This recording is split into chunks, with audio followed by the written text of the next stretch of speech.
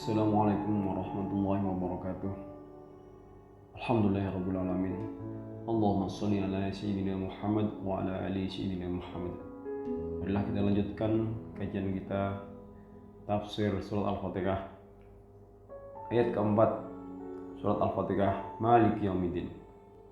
Sesudah Allah SWT menyebutkan beberapa sifatnya, yaitu Tuhan semesta alam, yang Maha Pemurah, Maha Penyayang, maka diiringinya dengan menyebutkan satu sifatnya lagi, yaitu menguasai hari pembalasan. Malik berarti yang menguasai. Ada dua macam bacaan berkenaan dengan Malik. Pertama, dengan memanjangkan ma. Kedua, dengan memendekkannya. Menurut bacaan yang pertama, Malik artinya yang memiliki atau yang empunya. Sedangkan menurut bacaan yang kedua, artinya raja. Kedua-dua bacaan itu dibolehkan. Baik menurut bacaan yang pertama ataupun bacaan yang kedua, dapat dipahami dari kata itu arti berkuasa dan bertindak dengan sepenuhnya.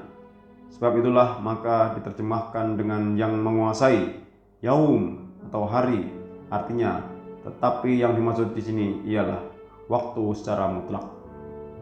Ad-din itu banyak artinya, diantaranya 1. Perhitungan, 2. Ganjaran atau pembalasan, 3. Patuh, 4. Menundukkan, 5.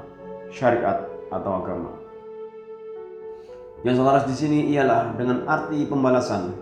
Jadi Maliki Yaumiddin maksudnya Tuhan itulah yang berkuasa dan yang dapat bertindak dengan sepenuhnya terhadap semua makhluknya pada hari pembalasan itu. Sebetulnya pada hari kemudian itu banyak hal-hal yang terjadi, yaitu hari kiamat, hari berbangkit, hari berkumpul, hari perhitungan, hari pembalasan.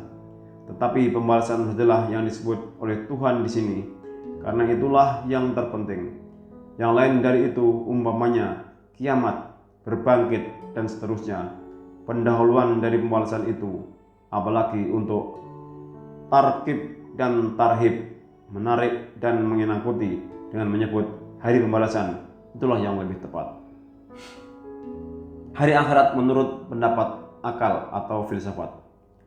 Kepercayaan tentang adanya hari akhirat yang di hari itu akan diadakan perhitungan terhadap perbuatan manusia di masa hidupnya dan diadakan pembalasan yang setimpal adalah suatu kepercayaan yang sesuai dengan akal. Sebab itu adanya hidup yang lain sesudah hidup di dunia ini bukanlah saja ditetapkan oleh agama, malah juga ditunjukkan oleh akal. Seseorang yang mau berpikir tentu akan merasa bahwa hidup di dunia ini belumlah sempurna, perlu disambung dengan hidup yang lain. Alangkah banyaknya hidup di dunia ini orang yang teraniaya telah pulang ke rahmatullah sebelum mendapat keadilan. Alangkah banyaknya orang yang berjasa biar kecil atau besar sebelum mendapat penghargaan terhadap jasanya. Alangkah banyaknya orang yang telah berusaha memeras keringat dan peluh, membanting tulang, tetapi belum dapat atau belum sempat lagi merasa buah usahanya itu. Sebaliknya, alangkah banyaknya penjahat-penjahat, penganiaya, pembuat onar yang tak dapat dipegang oleh pengadilan di dunia ini. Lebih-lebih kalau yang melakukan kejahatan atau aniaya itu orang yang berkuasa sebagai raja, pembesar, dan lain-lain. Maka biarpun kejahatan dan aniaya itu telah meratai bangsa seluruhnya, ia adalah digugat orang, malah dia tetap dipuja dan dihormati. Victor Hugo tahun 1802 sampai 1885 pernah menyindir keadaan ini dengan katanya, membunuh seorang manusia dalam rimba adalah satu dosa yang tak dapat diampuni, tetapi membunuh suatu bangsa seluruhnya adalah suatu soal yang masih dapat dipertimbangkan. Maka di manakah akan didapat gerangan keadilan itu kalau tidak ada nanti mahkamah yang lebih tinggi, yaitu mahkamah Allah di hari kemudian. Sebab itu ahli-ahli fikir dari zaman dahulu telah ada yang sampai kepada kepercayaan tentang adanya hari akhirat itu semata-mata dengan jalan berpikir. Antara lain, Pythagoras, filosof ini berpendapat bahwa hidup di dunia ini persediaan hidup yang abadi di akhirat kelak. Sebab itu semenjak dari dunia hendaklah orang bersedia untuk hidup yang abadi itu. Socrates, Plato, dan Aristoteles, jiwa yang baik akan merasai kenikmatan dan kelezatan di akhirat, tetapi bukan kelezatan kebendaan, karena kelezatan kebendaan itu terbatas dan mendatangkan bosan dan jemu.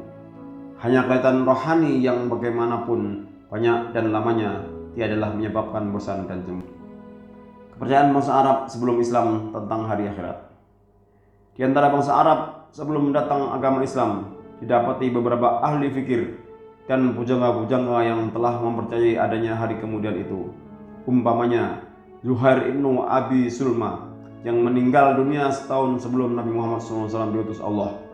Pujangga ini pernah berkata yang artinya, sesuatu berkerti atau perbuatan seseorang yang menurut dugaannya tidak diketahui orang, pasti diketahui juga oleh Tuhan. Sebab itu janganlah disembunyikan kepada Allah sesuatu yang ada pada dirimu, karena bagaimanapun kamu menyembunyikan, niscaya Allah akan mengetahuinya.